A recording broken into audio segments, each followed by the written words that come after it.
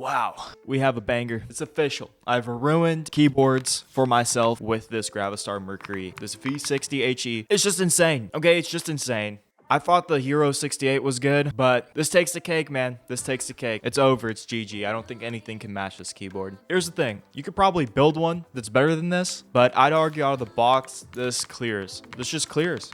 Anything. Yeah, latest Wooting, blah, blah, blah. This is the latest Wooting. Have a sick milled case like this?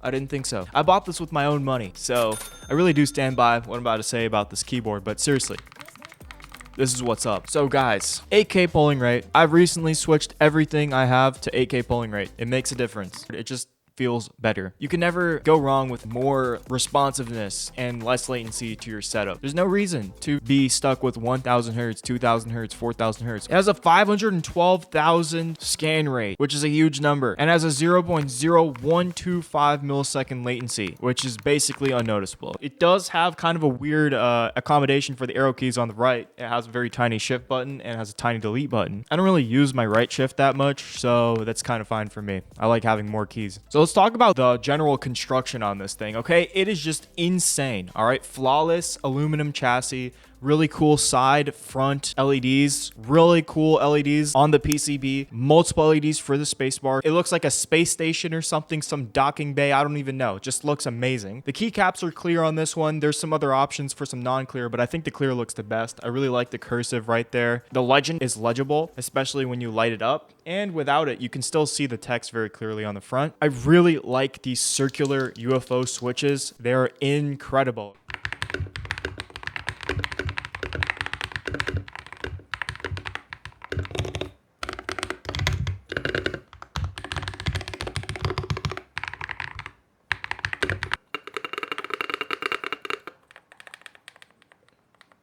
Okay, they have a 40-gram actuation, which means you can rest your fingers on it and still have the rapid trigger and the actuation points at your absolute minimum, and it won't mispress, okay? So you can use this keyboard as normal, but still reap the benefits of having extremely responsive key presses with no latency. This switch is literally designed for rapid trigger and designed for fast performance, which is insane coming from Gravastar. I did not expect for this to be so perfectly tuned on the hardware side of things from the factory.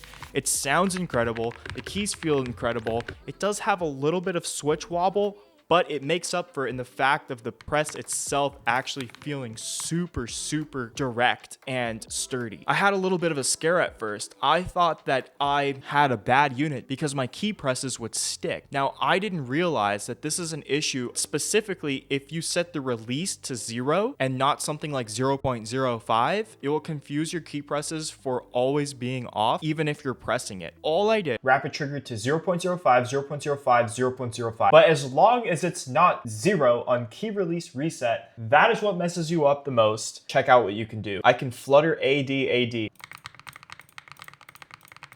will set everything, actuation point, release, and press to 0.05, which is an absolutely minuscule measurement. And it took it like a champ. I can literally rest my finger on the spacebar and then just slightly put more pressure and it will activate. This is almost like a touch screen or something. It is that accurate. It's insane how this keyboard feels in game. I did just review the Aula Hero 68, and when I was having problems with this in game before I figured out the settings properly, I switched to it. So I got an immediate comparison between the two. Right off the bat, the Aula Hero 68 felt pretty comparable, but when I figured out the settings on this keyboard and switched back, the quality increase was insane. Presses felt more confident, and man, this is a $200 keyboard, okay? This is like endgame, or this is literally endgame. If you're wondering if there is a tangible difference between this and something like an Aula Hero 68, there is. So there's still levels to this stuff. Now, in terms of raw performance, are you gonna do any better with this versus the Aula? It's hard to say. It really is hard to say. At this point, it's just about preference, right? If you prefer something that feels like this, that is heavy, that doesn't move around at all, has a 40-gram actuation, has a really smooth switch travel, and is extremely responsive, 8K polling rate, this is the keyboard for you. I don't think you can build this keyboard custom for this price.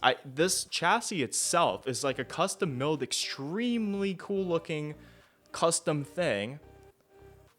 Like, you cannot get this anywhere, guys. This is not just something you can do yourself, or this is not something that you can just buy. That, in combination with the UFO switches that Gravastar put in this, it's just a complete package. Like, out of the box, it just works. I'm just beyond impressed with it. It is like a Pagani Huayra of keyboards, okay? It is like completely excessive, completely unnecessary for most people. But if you are really looking for that next level aesthetic and next level performance, this offers it. Like, I can't believe I'm saying that about Gravastar. It is not even the same league as a Wooting, for example. So I've looked online, right? And everyone says that Wooting is superior in terms of software, but in that software for the setup for the Gravastar, I was actually pretty impressed with how simple it was at tuning this. Like, all I had to do was just slide around the settings a little bit until I found something that was perfect. And all I had to do was calibrate the keys, and it showed you a chart of the oscillations of you calibrating your keys. So you can tell exactly what's happening. So it had an update, which is good. A lot of products don't have updates for whatever reason, and that always susses me out. This one had an update ready. That's good. But yeah, this is their Silver Frost version. What came in the box was a cable, switch puller, keycap puller. They had a few extra switches. They had a really nice manual, some stickers, a cleaning cloth, and that's pretty much it. The aesthetics on this keyboard are just unparalleled to me. I think it's really cool. The silver. I think the LEDs are really good on it too. I liked the default white with the pulsing.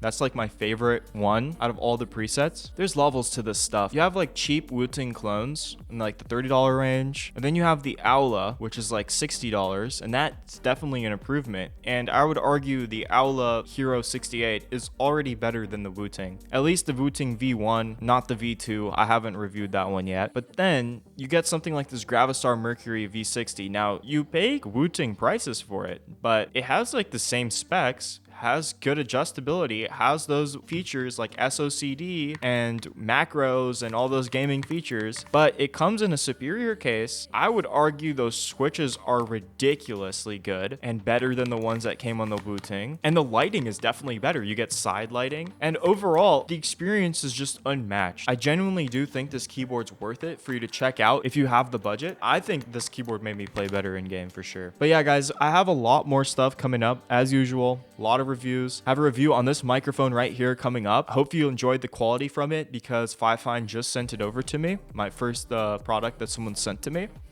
And yeah, I'm really enjoying using it, and it plugs right into my camera, which is a huge bonus. Like, if I wasn't able to do that, it would just be so awful to sync up the audio later. But yeah, guys, stick around, comment below if you want me to review anything, subscribe, and peace, guys.